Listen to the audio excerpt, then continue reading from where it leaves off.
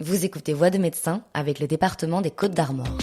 Qualité de vie, pratiques coordonnées, pôle pluridisciplinaire, venez vivre, partager et exercer dans les Côtes-d'Armor. C'est pas un métier, médecin. C'est quoi? Une espèce de malédiction. Quoi de neuf aujourd'hui, docteur?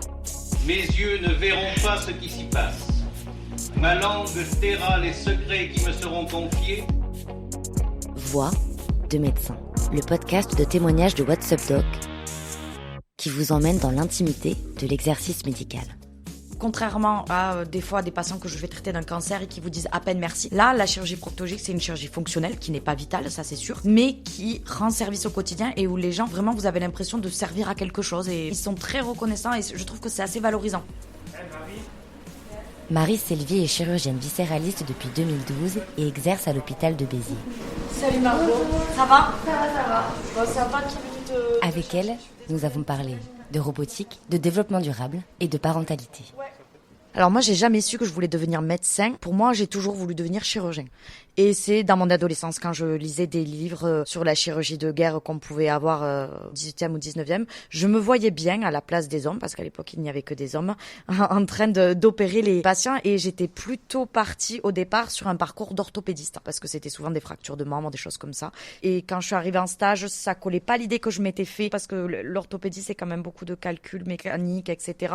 Et moi, j'avais envie de faire plus de la physiopathe, réfléchir sur les maladies. Et après, je suis passée en viscéral parce que je n'ai pas eu d'autre choix que d'aller en viscéral si je voulais faire de la chirurgie. Là, par contre, j'ai de suite accroché et depuis, je n'ai jamais changé d'idée sur la chirurgie viscérale. J'ai toujours voulu faire ça. Donc ça, c'est l'abcès. Donc tu vois, l'IRM, il a été fait au moment de l'épisode aigu. Décrit que l'abcès, tu vois. Parce qu'il y a comme un petit trajet qui viendrait un peu à 13h en position gynéco. Donc ça veut dire ça, c'est la gauche. Donc ouais. Ouais, ça correspond. Donc il faut que j'aille voir là si je trouve quelque chose. Hein. Et ça remonte pas très haut, donc ça ressemble pas qu'il a des diverticules en choses particulières qu'il fallait drainer. Mais il a ça.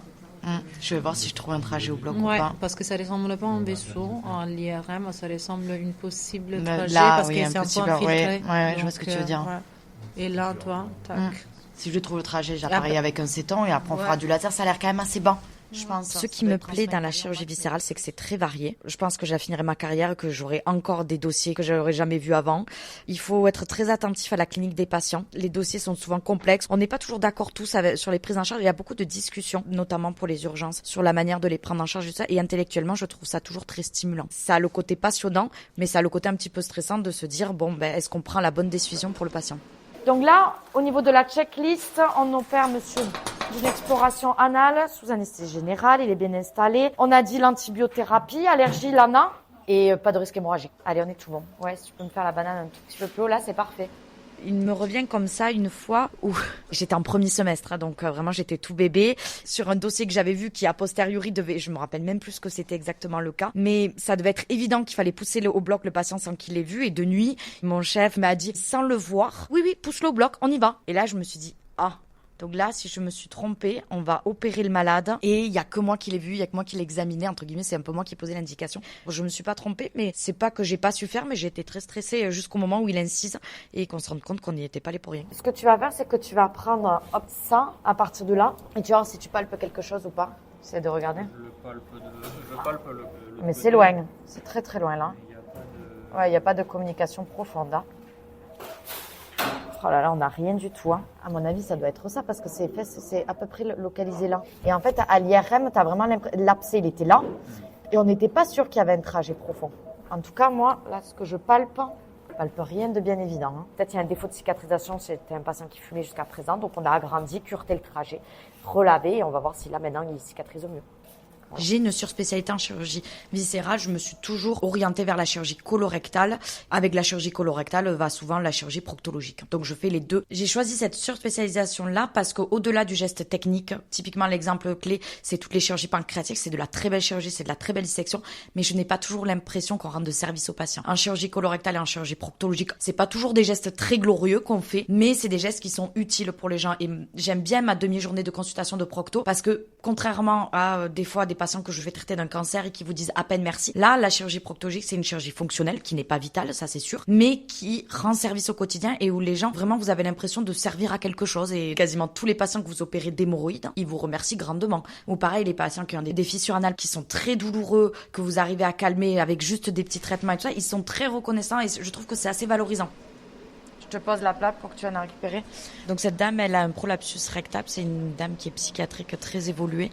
Donc on n'a pas pu faire beaucoup d'examens complémentaires. Enfin, on n'en a pu en faire aucun. J'ai à peine pu rencontrer la patiente par téléconsultation.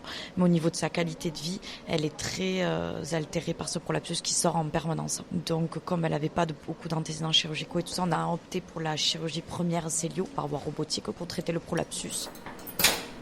De faire en sorte d'opérer le maximum de malades en robotique. Ça a changé un peu mon rapport à la chirurgie parce qu'on est un peu comme des geeks. C'est un côté très fun, très ludique. Moi, j'ai la chance de pouvoir opérer régulièrement les gros chantiers avec des collègues à moi. Et en fait, on s'amuse, on se passe la console chacun de l'un à l'autre. On oublie presque que c'est le travail parce que pour nous, c'est un peu la perfection de la dissection, du geste chirurgical. On se challenge avec le robot et entre collègues. Et c'est vrai que ça a un côté très ludique. Mais ludique dans la performance. On cherche à faire le geste le plus performant, le plus efficace possible, ça c'est sûr, on l'oublie jamais. Malheureusement, d'un point de vue écologique, c'est une catastrophe, le robot.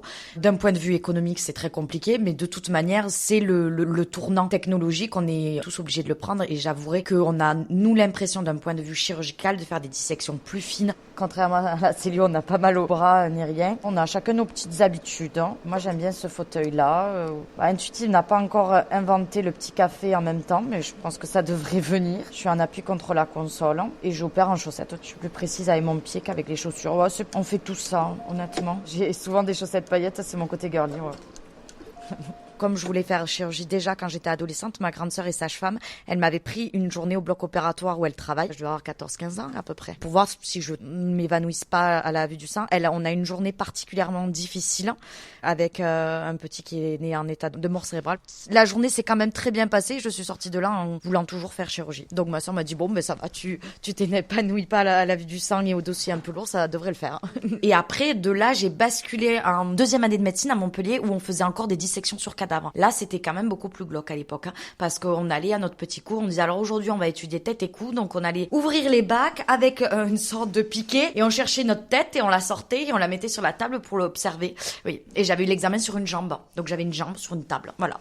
Et j'avais le professeur en face qui me disait ça c'est tel muscle, ça c'est tel muscle. Ça permettait de déshumaniser dès le début, de prendre du recul sur son métier. Ces dissections sur cadavres qui sont pas forcément nécessaires, je pense, à l'apprentissage, mais qui permettent d'emblée de se focaliser sur le geste chirurgical qu'on va faire et non pas la personne, le vécu. On est là pour un geste technique, pour se concentrer et après le côté émotionnel, on le verra après. Et ça fait combien de temps que vous avez commencé là l'intervention ? Il y a un moment là, on a eu des galères de la désiolyse à faire. C'est beaucoup trop long pour une promontofixation, honnêtement, qui est une intervention qui est beaucoup plus rapide d'habitude. Mais on a été sur une chirurgie assez compliquée aujourd'hui. L'avantage de la robotique, c'est que quand même on peut faire des choses qu'on n'arrivait pas à faire en cellio où on s'est agacé. C'est en cellio, mais je pense qu'on aurait abandonné. Ça, c'est un rapport que, par exemple, j'ai toujours eu beaucoup de mal d'antécédents familiaux de faire avec de la chirurgie pédiatrique. Mon patron, quand j'étais à Clermont-Ferrand, m'avait autorisé à ne pas faire de stage d'internat de chirurgie pédiatrique. Et quand je suis arrivée à Béziers, j'ai découvert qu'en fait, on faisait les appendicites chez les enfants. Donc, autant dire que les premiers gestes, je n'arrivais pas du tout à prendre du recul par rapport aux enfants qui rentraient dans les salles. Moi, j'avais des enfants bas âge. Donc, en fait, je pleurais à chaque fin d'intervention, pas devant les malades, mais je disais, c'est pas possible, je vais jamais réussir à prendre le recul qu'il faut pour opérer des appendicites chez les enfants. Puis une fois, j'avais vu un film sur une princesse qui est morte d'une appendicite au 18e ou au 17e. Et là, je me suis dit, bon, on sauve des vies en enlevant des appendicites. Donc, tu vas prendre sur toi et tu vas aller enlever des appendicites à des petits bouts de chou. Et bon, voilà, j'ai réussi à passer le cap. Mais ça m'a demandé un peu plus de temps, alors que pour l'adulte, je n'ai jamais eu de problème. Même si on reste chirurgien et qu'il faut rester pragmatique avec un geste froid et une tête reposée au bloc opératoire, on reste quand même des êtres humains. Un de mes maîtres, quand j'étais externe à Montpellier, qui m'a donné envie de faire de la chirurgie viscérale et qui m'a guidée pour faire mon internat à Clermont-Ferrand, c'était le professeur Saint-Aubert, m'avait dit, tu sais Marie, un chirurgien, ce n'est rien d'autre qu'un médecin qui opère. J'ai gardé cette phrase en tête parce que je pense qu'il faut vraiment, en tant que chirurgien, garder ce côté médical et humain. On a une dissection difficile qu'on a terminée et on a mis la prothèse et là on va refermer. Alors je pense, Sopho, qu'il va falloir, on va se positionner, mais vous avez coupé le fil ? Ouais, il l'a enlevé ? Bon, nickel. Dans ma pratique, je suis très régulièrement confrontée à la mort, que ça soit pour des patients qui sont très âgés et à qui, pour une pathologie aiguë, vont décompenser et on ne les sauvera pas, ou des patients de cancérologie. Je fais des annonces de cancer toutes les semaines. On est très technique, hein. Voilà, bon, vous savez que vous me voyez parce que vous avez un cancer. Bon, la plupart du temps, ils n'ont pas entendu le discours de l'oncologue qu'ils ont vu avant moi, parce que moi, en tant que chirurgien, normalement, je viens après, mais la plupart du temps, ils ont de nouveau le choc. C'est quelque chose dont on ne parle pas, mais quand on fait cette annonce-là et qu'on voit leur vie se briser dans leurs yeux, là, c'est terminé, c'est l'annonce du cancer. Et puis après, il faut enchaîner sur la prise en charge, la chirurgie, les modalités opératoires, les risques opératoires, la réa, etc. C'est lourd pour eux. C'est lourd pour eux et nous, ça nous rappelle toutes les semaines que la mort est toujours là. Elle fait partie de notre pratique. Hein. On pose aussi beaucoup dans ma spécialité des chambres implantables pour les débuts de chimiothérapie avec des gens qui sont très anxieux. C'est l'entrée dans la maladie. C'est sous anesthésie locale, donc on leur parle pour essayer de les rassurer tout en leur posant ce boîtier. Bon, ça nous permet de rester humbles, je pense. Malheureusement, en tout cas moi, quand j'ai fait mes études médicales, on n'avait aucun cours de psychologie. On n'avait rien pour essayer de savoir comment annoncer aux gens, comment être empathique, et nous, comment le vivre. Parce qu'il y a aussi, nous, comment on digère tous ces morts. On dit en rigolant que tous les médecins, on a notre cimetière. C'est une manière un petit peu gore de dédramatiser les choses. Moi, je dirais que l'accompagnement le plus important que j'ai eu, c'est parmi mes amis, parmi mes collègues chirurgiens, où on parle du rapport qu'on a à la mort, du rapport à nos patients, où on se dit, des fois, on est des générations où on arrive un peu plus à verbaliser, où on se dit, là, je le vis mal. On arrive un peu plus à verbaliser notre mal-être et en étant à plusieurs, ça passe toujours mieux. Les vies que j'ai sauvées, en pratique, on en sauve tous les jours, hein, mais je focalise pas plus que ça. Alors, quand j'étais interne en chirurgie thoracique, j'avais été appelée pour un drainage thoracique. Ce dossier-là, c'était un jeune d'un pneumothorax qui, en fait, était en train de devenir compressif et je pense qu'il a dû avoir un souci, il a pas dû être bien surveillé. Donc, le temps que je me déplace de l'hôpital, en fait, le patient est quasiment passé en arrêt et donc je suis rentrée dans le box. Toute le table heureusement, de pneumothorax, de drainage était prête. Donc, j'ai eu qu'à attraper, mais sans me stériliser, sans rien. La lame de bistouri froid, j'ai incisé sans aucune anesthésie à l'endroit et j'ai posé directement le drain et du coup l'air est parti en masse et le patient est reparti. Il y a eu vraiment aucun souci pour lui, surtout que c'était un jeune, mais bon, on n'est pas passé loin. Ça ressemble à ce qu'on peut voir dans les séries, mais ça arrive pas souvent, heureusement.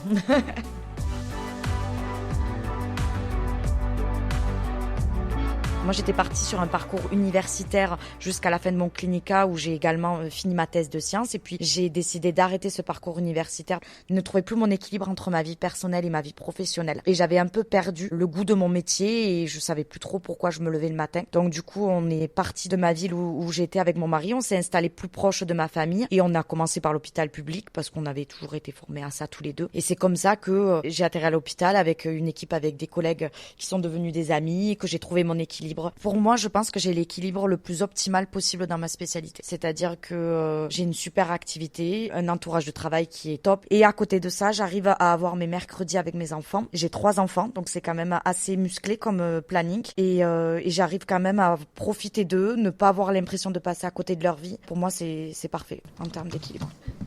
Mon ordi a un problème. Non, mais tous les ordis sont tout ralentis. Très lent. Ouais. Très très lent. Ouais, parce qu'on est très très patient. Il y a la petite très très lent. Ah si. Quel est le bureau le plus propre ici? Des internes. Le mien. Quel est le plus beau, le plus propre? Non, le mien. Franchement. Alors, c'est le mien toujours le plus propre. Mais là, c'était pas autant propre. Je n'ai jamais souffert à proprement parler d'être une femme par rapport à un homme. Le problème, c'était le rapport à la vie personnelle et le fait que malheureusement, une femme porte un bébé jusqu'à preuve du contraire, donc a besoin d'un petit peu d'aménagement pendant sa grossesse. Autant vous dire que sur les 3 grossesses, j'ai souffert pendant mes grossesses. Il a fallu que je me batte pour revendiquer que la grossesse n'est pas une maladie, mais un état de fait qu'il faut quand même prendre en compte et il faut un peu ménager les femmes. Je me suis toujours battue pour l'arrêt des gardes, parce que si on veut maintenir les grossesses jusqu'à terme, le travail nocturne est difficile, surtout que souvent c'est des astreintes, donc on retravaille le lendemain pour avoir un peu une facilitation avec peut-être un peu moins de journées de bloc opératoire. Ça, il a fallu que je me batte, des choses toutes bêtes, mais durant des chirurgies pancréatiques longues, si je peux avoir au moins un tabouret, c'est des choses comme ça qui n'étaient pas évidentes, pour lesquelles j'ai eu des réflexions.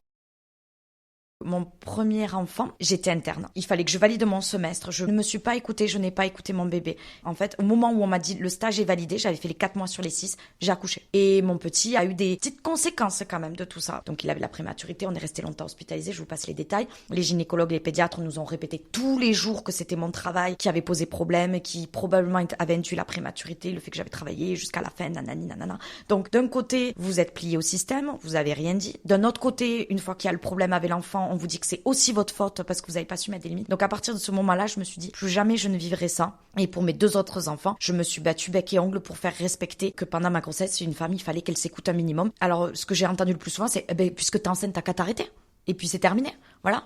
Mais non, je vais pas passer à côté de mon travail juste parce que vous n'êtes pas capable un tout petit peu de vous adapter. Bonjour, comment ça va? Bonjour, ça va bien. C'est un kyste sacro-coccygienne, donc en fait c'est des kystes qui se développent au dépend d'un poil au niveau du sillon interfécier. La technique classique, elle consistait à enlever tout le kyste. Le problème c'est que c'est souvent des hommes jeunes qui travaillent, que ça fait des gros trous qu'on peut pas fermer. Donc ça veut dire que c'est la cicatrisation dirigée par des mèches d'algostéril pendant des fois 4, 6, 8 semaines. Ce qui faisait qu'il y a beaucoup de gens qui attendaient avant de se faire opérer. Là depuis pas longtemps, on a accès au laser sous anesthésie générale. Derrière ils ont aucun soin post-op, aucun arrêt de travail. Alors voilà, depuis qu'on a le matériel, là, on explose les indications de nombre de patients qui viennent spécifiquement pour pouvoir bénéficier du laser, ce qui est le cas de ce monsieur. Il coule pas le kyste, rien? Tout est propre? Absolument pas. Allez, super. Eh ben, on y va. Être chirurgien en 2024, en tout cas pour moi, ce n'est pas juste opérer et voir des malades. C'est également faire avancer la médecine, les protocoles, la manière de prendre en charge les gens et donc du coup la recherche.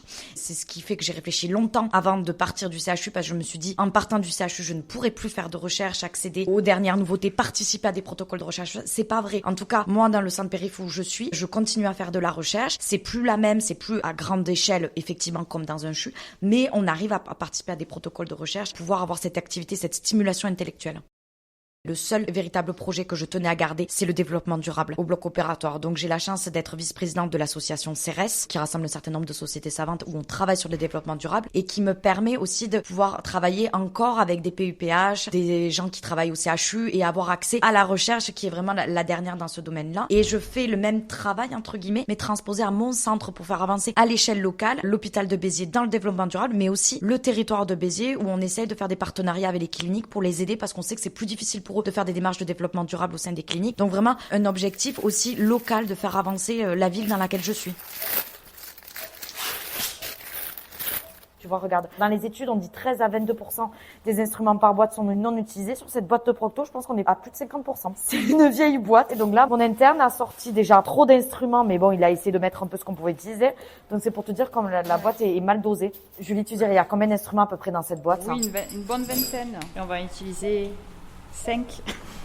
Un des objectifs de 2025, c'est qu'on a pris un chirurgien référent par spécialité et avec les équipes d'Yvonne, on va revoir nos boîtes de chirurgie pour lutter contre ce qu'on appelle l'overage. J'ai déjà voulu arrêter de la médecine une dizaine de fois. La fin de l'internat, pour moi en tout cas en chirurgie viscérale, est difficile. Le clinica aussi est lourd et la fatigue se fait peser. Donc oui, il y a eu des fois où je savais plus trop pourquoi j'avais fait autant de sacrifices. Tant que j'avais pas d'enfants, mon mari travaillait beaucoup aussi, c'était pas un problème. Mais à partir du moment où j'ai eu le regard de mes enfants, le regard de mon absence, j'ai beaucoup moins bien vécu l'implication au niveau du travail et je me demandais pourquoi je me levais le matin. Les patients sont de moins en moins reconnaissants. Donc ça a été très difficile et d'où le fait de partir du CHU où j'étais et d'arrêter la carrière universitaire parce que je me suis dit que j'allais me perdre. Ce qui m'a empêché d'arrêter de la médecine, c'est que c'est quand même très long et très laborieux d'arriver jusque-là. C'est quand même énormément de sacrifices.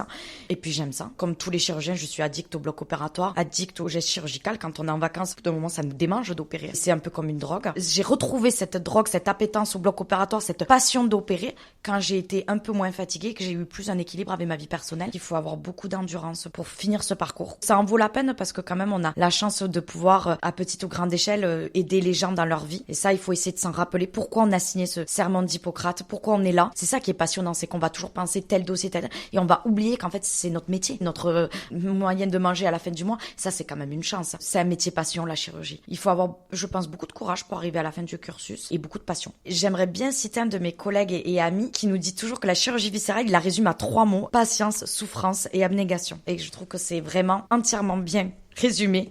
Mais on reste quand même, hein. Voix de médecin est un podcast de What's Up Doc, disponible une fois par mois, partout où vous écoutez des podcasts. Si vous avez aimé l'épisode, partagez-le avec vos proches et mettez-nous des étoiles.